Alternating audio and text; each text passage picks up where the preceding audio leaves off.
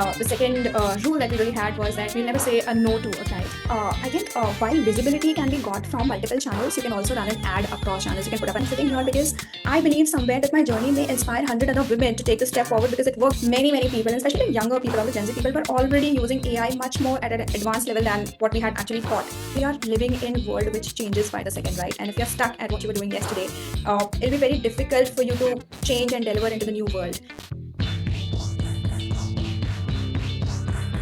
So, hello and welcome to another episode of our podcast series, PR and Purpose, the show where we explore how storytelling, communication, and purpose are defining the way businesses connect with people. So, today I have a very special guest with me, someone who has built one of India's prestigious, respected communication agency. Swati Nathani, the co-founder and chief business officer of Team Pumpkin. So, a little introduction for Swati. With over 15 years of leadership experience, Swati is regarded as a visionary leader at the intersection of brand building, marketing strategy, digital media, and influencer and PR marketing. So, in this episode, we will deep dive into her entrepreneurial journey, her vision towards purpose-driven marketing, and of course, how this agent thrives both on purpose and impact. So, welcome to the show, Swati. Thank you for taking time. Thank you, Rajeshwari. Thank you so much. So, to start off, please take us through to the initial journey that you have started, the initial challenges. What was the vision like? So, Rajeshwari, when Ranjit and I started, we started back in 2012, and we almost started it more as a hobby project, because back then digital in India was just taking off. Not many brands were actually active on digital or social media. We thought we could do something different because of our personal interests more than anything. And we just started talking to people, wondering if they'd be interested. And thankfully, some people were. And that's how we thought that, okay, this is shaping up. And therefore, that was like really the first step of how it all started. And then over a period of last 12 years or so, I think we are now a team of 300 plus people. We have 6 offices, and all this happened only because at one time we were sure that this is the right direction the industry is getting to. And the second rule that we really had was that we'll never say a no to a client. And therefore, whatever the clients kept asking for, whether it was PR or influencers, or even we actively suggested, I think that's how we just kept on expanding. So that's really our journey. Was this any specific challenge that you want to talk about? Actually, a lot. I think initially it was not only just two very new people stepping into agency world. Neither Ranjit nor I belong to agency before this. I was working in retail, and Ranjit was in consultancy. And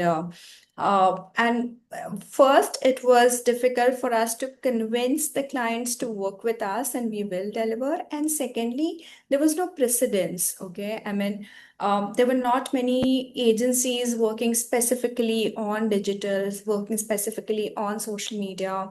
Even PR game was changing, and therefore getting the initial few clients, convincing them, sometimes almost doing it for free or no money at all. I think that was the challenge, and therefore initial few years was almost a survival challenge for us. I don't know if you know, but we also encountered some health related concerns. For example, my co founder Ranjit was diagnosed with stage 4 cancer, and that was really early on into our journey. And he almost built the agency from a hospital bed. And that was really inspiring for all of us, because he could do that. So all of us must work even doubly hard. So that's how we started. The challenges came, but the bigger picture is that we are standing here, all well, everything going well. So, yes. In the initial years, have you encountered something, or maybe today also, people for visibility? So, what is your opinion on this particular thing? No, of course. I think while visibility can be got from multiple channels, you can also run an ad across channels. You can put up an ad in newspaper and you can still get visibility. The more you spend money, the more visibility you get. But why PR is relevant and important is because PR adds a layer of credibility to you. People know that some third party is writing about you or covering you or talking to you. It is not that you've just thrown money on their face. It is because you have built something. It is because you have a credible product or service offering. And therefore, PR will always remain relevant, even though the way we consume PR may change depending on the media we are consuming, depending on the content we are consuming. But I think it will always be relevant because people will always want to consume a third party opinion more than the company directly talking about themselves. Okay, we often say that purpose-driven PR is now we are talking about. So, what is purpose-driven PR according to you? I think purpose driven PR is nothing but primarily, uh, you know, uh, ensuring that the good intent that you had while you built your product or your company is just going out for the good of people. Okay, when I'm sitting here, it is not necessarily because I am wanting business to come to me, which most of the cases it does not without evaluation or anything else. But I'm sitting here because I believe somewhere that my journey may inspire 100 other women to take the step forward because it worked out for me. And when I started, it was on a very, very small scale, and then we expanded and we are here now. So I think that is what purpose-driven PR for me is, where a brand or a product or a service line is not necessarily talking because they're just wanting to sell or there's a business angle involved in it. The purpose-driven PR is all about how you actually want to make an impact on the society, not just necessarily by doing CSR activities, which of course is a big part of it, but also how you're bringing your ideas, values, motivation, sustainability, and many more issues as such to the consumers out there. All right. So, over the last decade, we have seen PR and marketing evolving dramatically, of course, and it's still evolving uh, from digital, from traditional to digital. Then it's influencer marketing. Then we saw social media, and now it's AI driven. How do you see these shifts?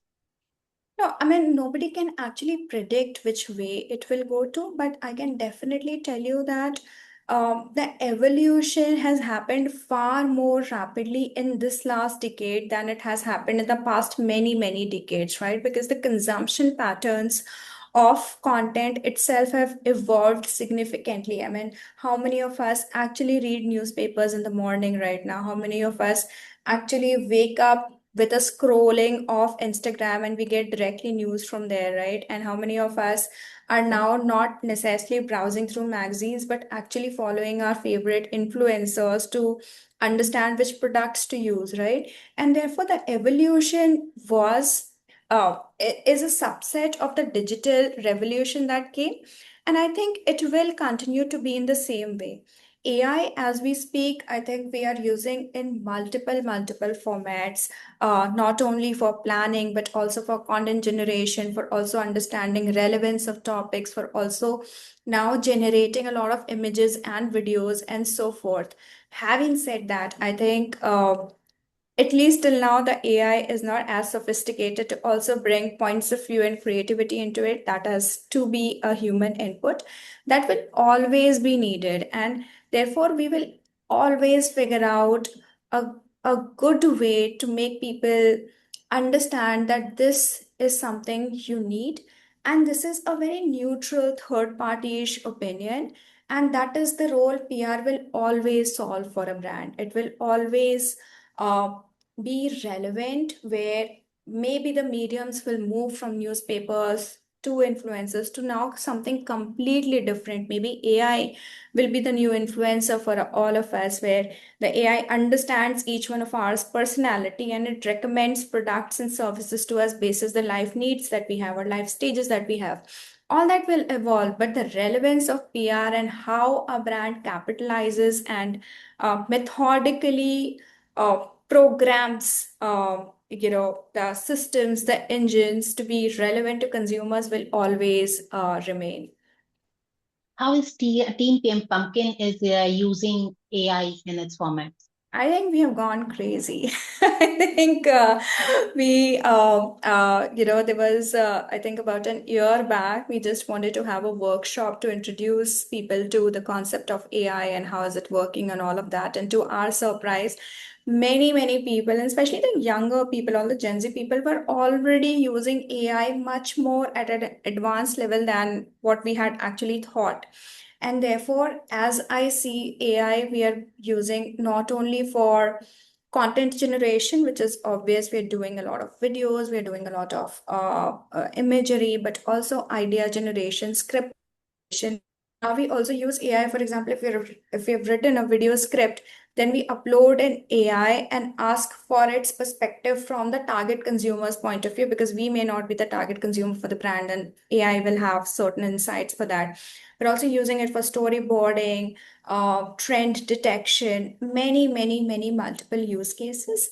But I do see that going forward, the usage of AI may get far more consolidated than what it is right now. I think all of us right now are using different tools, different mechanisms, different use cases. But eventually, maybe there'll be a standard platform, there'll be a standard use case. Even we as an agency are working towards, establishing that, once a client comes in, these are the processes that will be followed. These are the points wherein we'll be using AI. And therefore, there'll be times how we'll save man hours, not for cutting down on jobs, but for using the same, people hours for doing more creative and more brain-led work than the that can be mechanized ideally. So that's how we are using AI right now. Do you think authenticity is something that has been affected by AI? Um, Yes, I mean, I would not deny, although I think ethical AI is a topic that across the world everyone's talking about, whether it is the usage of deepfake videos or even coming up with perspectives and thought process. Everyone actually right now is just taking opinions from AI and then talking about that. So, of course, it has taken a hit. I would not say it has not impacted at all. But having said that, for most of the content that even right now goes out of Team Pumpkin, the AI right now, at least, is not as sophisticated to do 100% of the work. I think it does need a little bit of thinking behind it, creativity behind it. And therefore, I would like to say that some form of authenticity is still preserved in the way we are functioning right now. But who knows how will it be going forward? Has it affected the brands for storytelling? I think it has made certain work much easier than before. I mean, earlier we used to start at insights and we used to do a lot of research and maybe some surveys for it, and then we'd come at a point of view, then we'd design campaign, and then we'd design the campaign execution plan, and then lay out the entire thing leading up to analytics. Now, at every step with the advent of AI, things have gotten easier. Even the research process has gotten easier. Ideation, brainstorming has gotten easier. One example I keep taking is that, the meeting note takers have made it so easy for us to, record meeting. Otherwise, minuting of meeting itself was such a tedious task for most of us. So everything has definitely become easy from what it used to be. And I think this journey is only going to evolve going forward. Coming back to your founder journey, what were the specific milestones that you can discuss with us about that turned you as a leader that you are? I think leadership is a byproduct of how much groundwork you have done eventually. Like I said, that the role, I always say that the role of founder is not actually sitting on a chair and giving commands. The role of a founder is doing jhadu pocha in office, paying the internet bills, ensuring that nobody is missing, ensuring that things are delivered, and whatever it takes to get to that stage is all founder's role. But some key milestones that I definitely like to highlight, I think somewhere in 2016 we landed. 2012 is where we started. 2016 is where we actually landed some large scale accounts, and that's when we knew that we are going north and not necessarily south.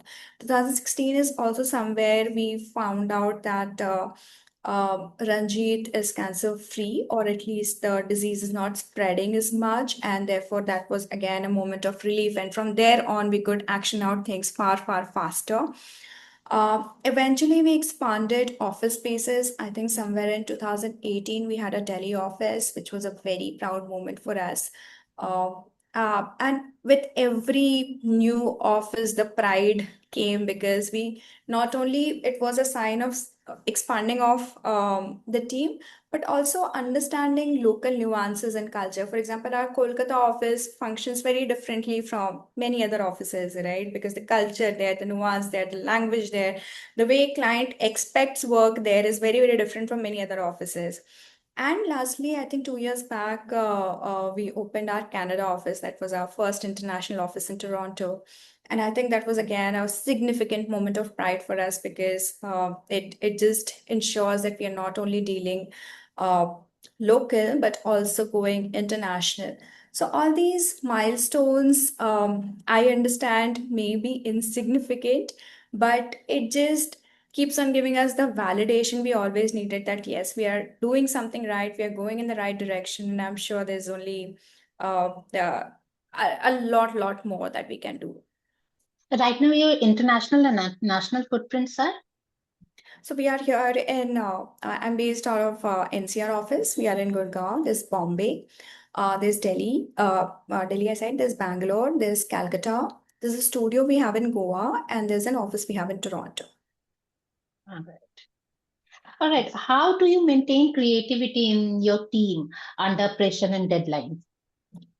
So, Rajeshwari, to me, creativity isn't a one-time process where the brief comes and the client gives you one day and you sit and think through that one day and the creativity comes and then you work on something.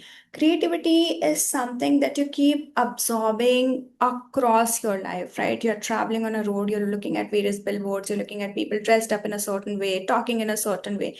Everything inspires creativity, and therefore when the timeline pressure comes, it is only a matter of how you unleash that creativity that you already have stored all the while. And therefore, I mean, I think teams perform best when there is a timeline pressure involved, and I think this is the way people should look at creativity. What do you look in a candidate when you hire PR talent? I think while of course there's skills that are needed, which is communication, understanding of how the PR machinery works, and so forth. But at Team Pumpkin, we look at a couple of very, very specific qualities. One is definitely empathy. I think we as an organization are built on a lot of empathy, and therefore, even small things like what time to call journalists at, how many times you should call, not nudge them, because you understand that what they are also going through certain pressure situations. You don't have to pressurize them. You have to understand their point of view. So empathy becomes a very, very core part of one of the qualities that we are looking at. The other quality that we definitely look at is adaptability, because we are living in a world which changes by the second, right? And if you're stuck at what you were doing yesterday, it'll be very difficult for you to change and deliver into the new world. And therefore, we always evaluate that if the brief changes or if the client says no to something, how is the client candidate actually reacting, because adaptability is very, very core to today's environment that we're living in. So yes. All right. So while we are still talking about founder's journey, was your narrative any different as a woman entrepreneur? As a woman entrepreneur, I think everyone's narrative is very different. Okay, I think you yourself, Rajeshwari, would know that. Even though we don't talk about it, even when we come at office, we always want to be equals, and in my case, we have been equals. But there are a lot of undercurrents that keep on going through that nobody notices, but we are silently going through it. Okay, it comes from a lot of family expectations, right? Whenever there's a family situation or the expectation from the women is far higher than from the men. For men, everyone would understand that it's okay for them not to be present. But for a woman, if you say that, okay, I have work, I cannot make it, you're usually judged very silently if nobody actually even talks about that. And then the entire expectation of focusing on family more. My job involves a lot of travel because so many offices, and therefore a lot of times my baby is staying at home with the grandparents and the nanny, and a lot of people find it uncomfortable. And therefore, I try my best not to let it impact me, because this is how the life is going to be going forward. But but it does impact you, right? It's in some ways, it makes you want to hold yourself back a little bit, question yourself a lot of times. Is it worth it? Who am I doing it for? These questions are not the questions that typically men like to answer, typically men even care about. But as women, we have been brought up in a certain way to care about these questions, and therefore mentally, I think it needs a lot of strength and willpower to still carry on with the journey that you're wanting to. But yeah, I think so far so good. So this is a high demanding job that you are in right now. So how do you balance your this job and your mental and physical wellness? It is difficult, Rajeshwari. I'm not gonna lie. I also think I've been extremely blessed with a lot of solid support system around me. My parents stay next door. My husband's parents stay with me and everything. So I have a lot of support system, definitely. But at times it does get very, very unnerving when your baby is not well and the client is shouting for something. They are demanding something. You have to travel next day. You are exhausted after 100 meetings in a day. You have to explain to teams why it'll work, why it'll not work, and so forth. It is very exhausting, but at the end of the day, I know sounds more like a gyan, but it is all about just taking out some me time, locking yourself in a room, and just spending some time with yourself. I think that has definitely helped me. And the other thing is always having that North Star, that why am I doing this? Who am I doing this for? And every time I'm tired and I just relook at the reason why I'm doing all of this for, and going through all that I'm going for, I think it just makes all of it worth it. All right. So, yeah, for our smart listeners who might be an entrepreneur or a student who is curious about PR, what is one piece of advice that you want to give to craft a narrative that is authentic and impactful?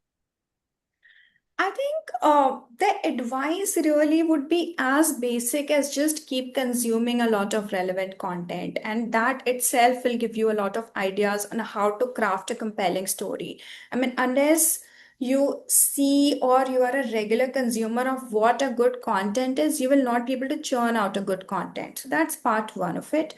The part two of it is always keep it genuine. I mean, if you know that something is fake and you're just wanting it to give a very purpose driven spin, you should know that people today are very, very smart. All of them figure out why you're doing what you're doing, right? And therefore, if at all you're just doing it for business purpose, you be upfront about it. People will know anyways. There's no point trying to rotate the narrative around. So that's my two pieces of advice.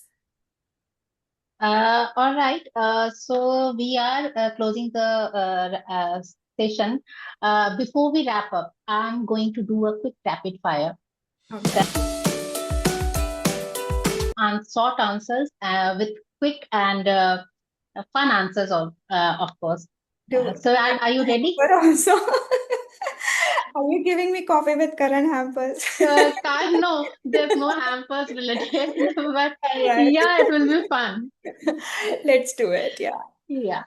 So, okay. So, if PR were a person, how would you describe their personality?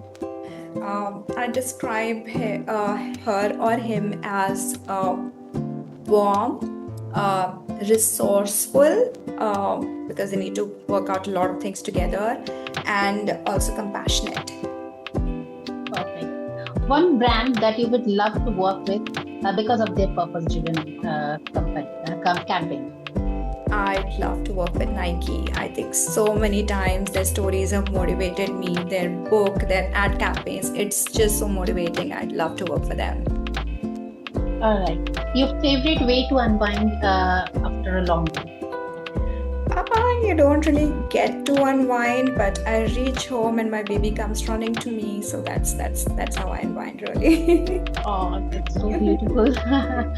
Morning ritual that you sets you up after a productive day. Okay, it may sound very bookish, but I actually do it. I wake up at 5:30 a.m. in the morning. I should usually do. I have my green tea by myself. I light up all those aromatherapy stuff, and I listen to some good instrumental music. I think it really sets me up for the rest of the day. The other thing that a lot of you may not want to know is that I start work at 6. So by 6:30, all my team knows what they have to do through the day, and it really helps me get through the day. So yes. Great way to start a day. In one line, what does purpose mean to you in work and in life? I think purpose really means to make things easy for anyone, okay? I think we are living in times where things have become so difficult and so complicated for everyone, People come to you with small problems, people come to you who are scared to confess what has happened. If you just say that, it's okay, it happens, we are just humans. I think that's what the purpose of life. It's just as simple as that, okay? Just make it easy for people because everyone is living a very, very hard and complicated life. So the easy you make it for them, the more purpose your life really has. That's my take on it, really. That's so beautiful. That how beautifully you crafted that. Being easy to someone who deserves it, of course.